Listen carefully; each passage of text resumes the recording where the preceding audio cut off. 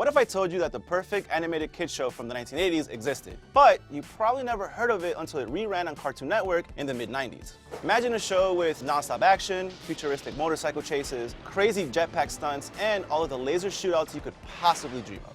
Seriously, there was a lot of gunplay on this show. Let's make sure we got them all! The 80s were a violent but cool time for kids' TV. This all took place in one incredible show that gave us kids everything we wanted and more. Many planets have rings around them. Oh, and also a bunch of boring, sciencey stuff that made you yawn and actually... Huh? All right, back in. This is everything you didn't know about the Centurions. The Centurions! The Centurions premiered in 1986 as a 5-part miniseries and quickly built a devout fan base thanks to its top-notch action, identifiable characters, and most of all, tons of really cool weapons and accessories that were designed, in a shocker to no one, just to sell toys. And it totally worked. Look at this, missiles, jetpacks, ugly bad guys, like you got everything. And before you guys start typing about how it's Jake in Ace McCloud's gear, eBay. You know, when they hand you oranges, you make lemonade. That's great! No wonder they greenlit this show and made 60 episodes a season. One dude's wearing a submarine and the other dude is wearing a helicopter as a suit of armor. So in a commercial jam-packed with sound effects, of course they flew off the shelves and eBay. Sort of. Everything about the show was dope, except the overabundance of science. That bag Hacker dropped was packed with the kind of equipment geologists use in seismic underground exploring. Look, let's be real, 9-year-old me had no clue what the word seismic meant. But I definitely do now. Prove it. It's like underground activity, right? I Googled it last night. Testing me. The point is, this show was probably a little too smart for its own good and over its target demo's head whenever it said big words, which was a lot. Doc Terror stole the cryogenic ray so he could put out the fire in the Van Allen belt after Earth surrendered. Oh, sorry, I'm not paying attention. This is why I watched the show, not for the random lessons about, I don't know, city planning or whatever. In the future, the buildings we live and work in may be as tall as 2 miles high that run through interconnecting tubes. Now, for a show this smart, its origin was actually pretty simple. It started as a toy line. Now, where have I heard that before? Almost every cartoon in the 80s was based on a toy line, and let's be honest, was a walking commercial for it. The Streak Shark toys were a hit. Toys, in fact, were the whole reason for the cartoon. Toys. Yeah, okay, very good. But where did this sweet toy line come from? The same people who brought you these. Oh no! The wall! Run for it! Beat it! When Star Wars Return of the Jedi toys started to run out of steam in the mid-80s, Kenner needed something that would appeal to kids with a sci-fi theme and featured tons of accessories. Enter the Centurions with their futuristic exosuits. The exo frames actually is what they're called on the show. They were so cool that they had their own nicknames like Sky Knight or Fire Force. And my personal favorite, Wild Weasel. Sadly, Wild Weasel wasn't a Polly Show reference. I'm a weasel. Now, how would our heroes access these endlessly interchangeable weapons? A good question that the show put maybe way too much thought into answering. It was so convoluted that they had to put the explanation in the opening credits every episode. In specially created exoframes, they can be transported anywhere to fuse with incredible assault weapon systems beamed down from the space station Skyvault. Which is actually a precursor to Skynet. Human decisions are removed from strategic defense. Skynet begins to learn at a geometric rate. Seriously, you ever wonder how the Centurions got to this dystopian future? No, I'm just kidding. There's no relation. Now, Skyvault is operated by engineer Crystal Kane, and because this is an old-school cartoon, of course she has a pet orangutan, Lucy. And if you don't believe me that it's a trope of retro sci-fi cartoons that have sidekick apes, you go check out Captain N, Captain Planet, and especially Bionic 6. I'm hungry too. Got any aluminum, huh? Shh, not now, Fluffy. You're too noisy. Fluffy? They should have named him Creepy. And you know what's even creepier? Is that the voice of Fluffy was actually voice actor Neil Ross, the voice of Ace McCloud on the Centurions. Time's a flat circle, y'all. Leave it to the old Sky King. Whenever the Centurions needed to access their exoframes, they put their arms out in an X shape and yelled, "Power Extreme!" I said the show was smart, not subtle. Crystal would use Skyvault to teleport exoframes onto the Centurions and give them whatever weapons they needed depending on the situation, including a sweet jetpack that also made it to the toys. I really wanted it, but my parents never got it for me. Womp womp. Now here's where it gets super sciencey. Is that a word? No? Okay. It seems the teleporter can only transport specific biomechanical interfaces, like the exoframes or humans wearing said exoframes. It can't transport just any organic matter, like this giant lobster into a giant pot of boiling water. Damn it, I want lobster. But who came up with this stuff? Science geeks? Yeah, basically. The coolest part of this show is that it was written by noted sci-fi authors Michael Reeves, Mark Scott Zicree, Larry DiTillio, and Jerry Conway. Yes, that Jerry Conway, who co-created The Punisher, which is what I call Doc Terry during close-ups of his big-ass gums. Ugh. The show was also developed by comic book MVPs Jack Kirby, Gil Kane, and Doug Waldie. With all these brainiacs involved, no wonder there's so much tech talk. But it also explains the innovative action, dense plot lines, and sort of creepy romances, like Doc Terry's crush on Marina. Yes, it is she. It's been years, but I could never forget Marina. Aw, I mean, ugh. The Centurions was produced by Ruby Spears Productions, who were riding high with the hit Mr. T show. Hence the mystery. On my show, the best show, Mr. T. And if you don't remember how much a phenomenon Mr. T was in the 80s, check this out. Teaming up with Mr. T cereal. It's getting on the team that knows how cool breakfast can be. I've always said, once you get your own cereal, it's a wrap, you rule the world. Ruby Spears hit a rough patch after Sectars bombed. They needed a hit, which is why they brought such a heavy hitter crew onto the Centurions, including story editor Ted Peterson, who wrote on The Smurfs, TMNT, and something called Sport Billy? Yes, Sport Billy, everyone's favorite alien time-traveling hero who fights monsters with sports? How much acid were those writers on? Probably as much acid as Ace was when he turned down Cassandra. I do like being with you, Cassandra, but being a Centurion is what I'm about. I know. Yo, she was the whole package. How do you turn that? Never mind. So there were tons of cool things about Centurions, like their awesome catchphrase, Power Extreme! A toaster? Really? That's my special weapon? What am I supposed to just make really good grilled cheeses for people? I couldn't get lasers or a laser machine gun or all the lasers these guys shoot on the show all the time? Seriously, this show was bloodthirsty. Though some weapons seemed a little more innocent, like this evil keyboard. Madame Arpeggio's music fills the whales with rage, commanding them to destroy anything man-made. Actually, now that I think about it, after rewatching, a lot of the characters on the Centurions were sort of G.I. Joe analogs. Take the evil villain Doc Terry, who's basically Serpentor, a high-tech super soldier with a low-tech name. Crudely put, but apt. Doc Terror is a play on Doctor, which infuriates me almost as much as high phone bills infuriate Doc Terror. Must I continually remind you that long-distance calls are forbidden? He was a cyborg with a cool design, super deep voice, and evil schemes that made no sense to me, or probably anyone. The cryogenic ray is exactly what I needed to put out the fire. What fire, Father? The one I am about to start.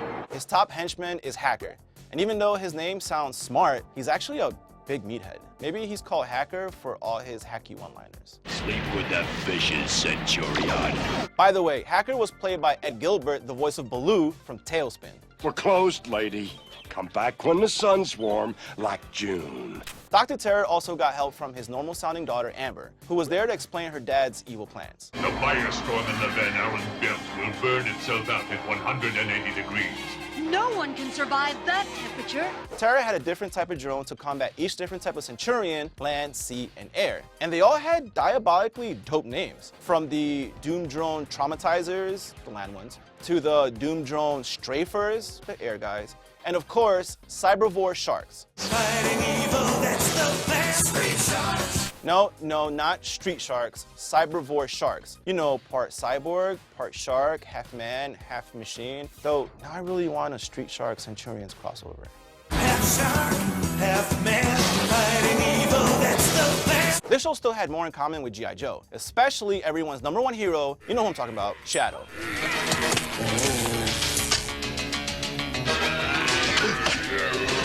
Good boy, Shadow. Damn right, Max. Shadow was a good boy. He was also probably based on Junkyard from G.I. Joe. Good boy, Junk. Except he wore an exo frame that shot ballistic warheads. That's some good aim, pup. Then there were the Centurions themselves, who pretty much all look like your classic 80s male icons. So, Tom Selleck. No, seriously, Max Ray was almost certainly based on Tom Selleck, and so was his Mac game apparently. I've already picked my man. Ready, Max?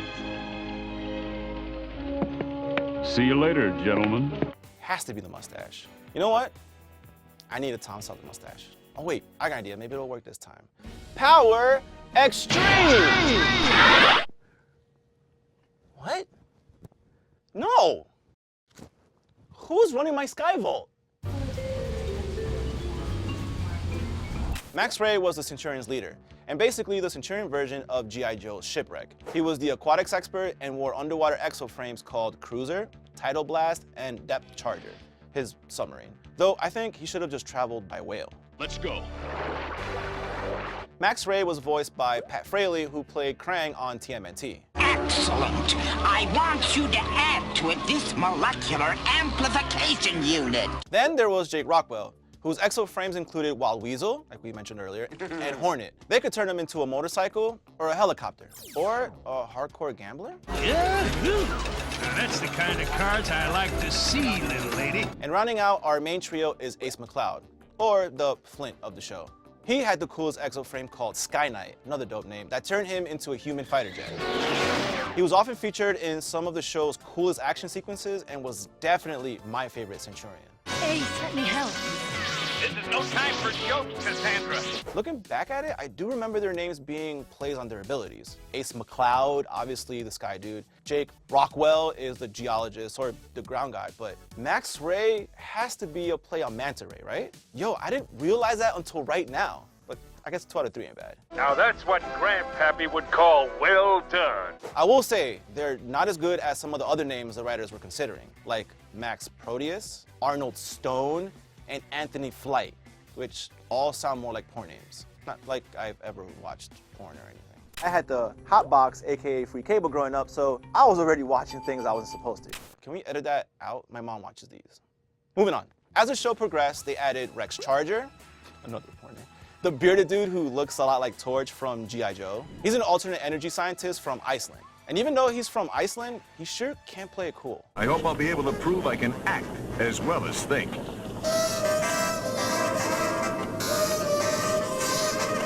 They also added John Thunder, an Apache warrior. Clearly this show's version of Spirit. Don't worry, this show is super inclusive. He also gets to fire an insanely huge missile. Pursuit arrow! Fire! Throughout the series, the Centurions grappled with Doc Terror and an assortment of villains. But the thing the writers grappled with most frequently was existential dread. Beneath the heavy action surface lied some seriously dark implications. And I'm not talking about the time the Statue of Liberty got knocked over like a Jenga tower. For one, this show takes place in a future where the military and police force are just not enough to keep society in order. The ruling body of the government is the World Council and a president who immediately surrenders. Giving in to terrorism is no solution, Mr. President. We have no alternative. The fact that that president unilaterally decides to surrender implies there's no more Congress, which means C-SPAN is out the window. What else will we all put on TV and totally ignore in the background while we do more important stuff? Oh, I know. As you can see, this ship called a SYFY sails smoothly through heavy seas. Part of the reason for this is that waves can pass between the hulls without rocking the boat. Okay, cut that. I don't watch cartoons to learn. Speaking of learning, the Centurions operate out of an abandoned bookstore in New York City, implying that people don't read anymore. But they still go to baseball games. What a shot! What a slam! I like their priorities. But why is Max beating up on Jake? Are the writers implying something about toxic masculinity? Or just reusing the same arm cycle to save money? Way to go, Blaster baby! Yep, it's the second thing. And yes, they definitely cut corners with the animation. Almost as much as Ace cut corners on his personal hygiene. Couldn't you have waited for Saturday night for a bath? I'm going to ignore that remark. Good call, Max. So just to recap, this show takes place in a dystopian future without much active police force or military, and where people don't read.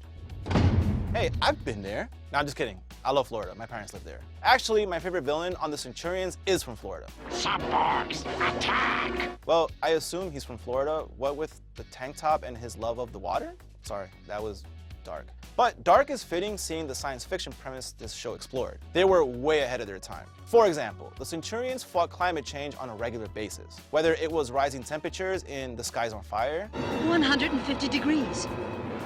I didn't think it could get so hot. Or extreme weather events caused by man in Tornado of Terror. Oh no! Guess what? They don't. Captain Planet would have been really sad. Almost as sad as when Boris died. Boris, it's me, Linka. Wake up! Linka? He's dead. No, no. Yo, I still can't believe that was in a kid's cartoon. Anyway, back to more typical kid stuff like the time the Centurions dealt with biological warfare when Doc Terror controlled an army of whales in Whale Song. My android imposter moves freely among the whales as one of their own. And don't forget the time they fought against genetic manipulation and those fish freaks in The Monsters from Below. I must destroy them. You won't destroy them. You'll create more. The show only lasted for one really long season. And as it reached its conclusion, it explored more classic sci-fi territory, like what happens when artificial life gains sentience, as it happens in the episode The Better Half, when Doc Terror's cyborg half and Hacker's cyborg half combine to form the sentient Uniborg, whose name is almost as cool as the Dinoborgs.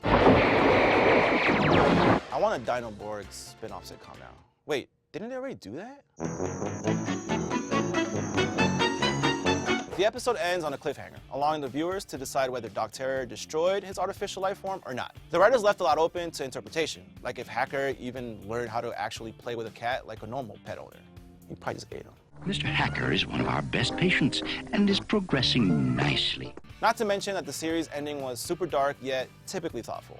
In one of the later episodes of the series, To Dare Dominion Part 2, Doc Terror opens a space-time portal that alters time and reality. When the Centurions enter the portal to stop Doc Terror, they escape, but Doc Terror and his henchmen don't. Nothing could have lived through that. That's the end of Doc Terror. So they basically die, but is the whole thing an illusion? Because in later episodes that aired after that, Doc Terror and Hacker are in them. So these are questions that leave viewers as confused as Jake was after this kiss. Thank you, Jake. After the series ended, DC commissioned a 4-part comic book series in 1987. The comics explore the character's even darker futures as they battle Doc Terror to prevent his diabolical schemes for world domination, as well as swarms of meteors heading for Earth and Crystal double-crossing the team. That sounds like something I want to read. All right, maybe let me try this one more time. Power Extreme! What? Donald Duck comics? Forget it. The Centurions was one of the first shows to air on Cartoon Network when the station premiered. When did you first watch the Centurions? When it first aired in the 80s or during the reruns on Cartoon Network? Also, who is your favorite Centurion? Let us know in the comments. Ace McCloud calling Crystal Kane. Beam us back, gorgeous. Thanks for watching. For more Everything You Didn't Know, click over here. And for new episodes I drop every other week, subscribe over right there. Can't believe I didn't get my blue guy.